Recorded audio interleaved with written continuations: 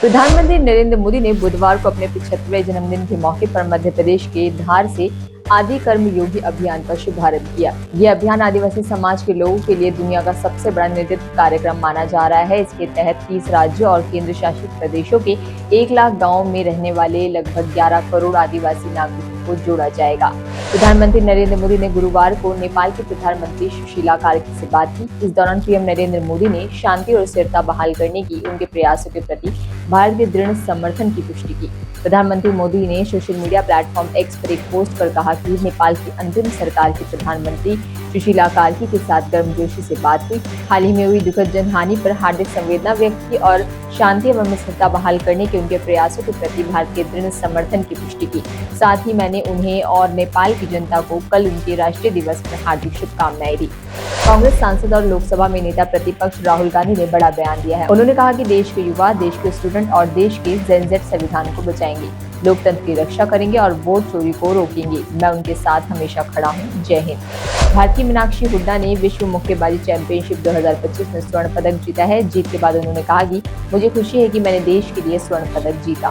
बिहार विधानसभा चुनाव में बीजेपी का नया नारा विकास की रफ्तार पकड़ चुका बिहार, फिर से एनडीए सरकार होने वाला है। इस नारे के साथ प्रचार रथ पूरे बिहार में दौड़ेंगे। रथ यात्रा के जरिए पूरे प्रदेश में सरकार की उपलब्धियां बताने की तैयारी की जा रही है। जम्मू कश्मीर के कटरा में श्री माता वैष्णो देवी यात्रा फिर से शुरू हो चुकी है। एक दिन पहले ही खराब मौसम के चलते यात्रा बंद कर दी गई थी। लोग यात्रा दोबारा शुरू करने पर बड़ी संख्या में रजिस्ट्रेशन करा रहे हैं।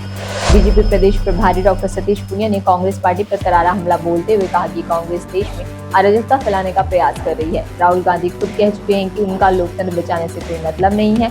राहुल गांधी का एक ही मकसद है कि वे घुसपैठियों के वोट बैंक को कैसे बचाया जा सके। डॉक्टर पूनिया ने यह भी कहा कि इसलिए राहुल बार बार झूठे और मनगढ़ंत आरोप लगाकर भारत की संवैधानिक संस्थाओं को कमजोर करना चाहते हैं। डॉक्टर पूनिया ने कहा कि कांग्रेस की मंशा लोकतंत्र को अवैध ठहराना, अराजकता पैदा करना है। राहुल गांधी के वोट चोरी के आरोपों पर भारतीय जनता पार्टी ने पलटवार किया है। बीजेपी प्रदेश अध्यक्ष पंडित मोहन लाल बड़ौली ने कहा कि झूठे आरोप लगाना और फिर भाग जाना राहुल गांधी की आदत बन गई है। घुसपैठी और शहरी नक्सलियों को बचाने के लिए राहुल गांधी झूठे और निराधार आरोप लगा रहे हैं। बड़ौली ने कहा कि अब तो राहुल गांधी ने कबूल कर लिया है कि उनका काम लोकतंत्र को बचाना नहीं बल्कि बीजेपी का विरोध करना है। राहुल गांधी पर निशाना साधते हुए बड़ौली ने यह भी कहा कि मनगढ़ंत झूठ फैलाने और दुष्प्रचार करने में राहुल गांधी माहिर है। राहुल गांधी की मंशा ने साफ जाहिर कर दिया है कि कांग्रेस पार्टी घुसपैठियों व अर्बन नक्सल को बचाने की राजनीति कर रही है। उन्होंने कहा कि राहुल गांधी ने चुनाव आयोग पर आरोप लगाया, जबकि राहुल गांधी के पास कोई सबूत नहीं है। अगर सबूत होता तो वह चुनाव आयोग में शपथ पत्र देते। बड़ौले ने कहा कि राहुल गांधी का एजेंडा संवैधानिक संस्थाओं को कमजोर करके अपने वोट बैंक की रक्षा करना है।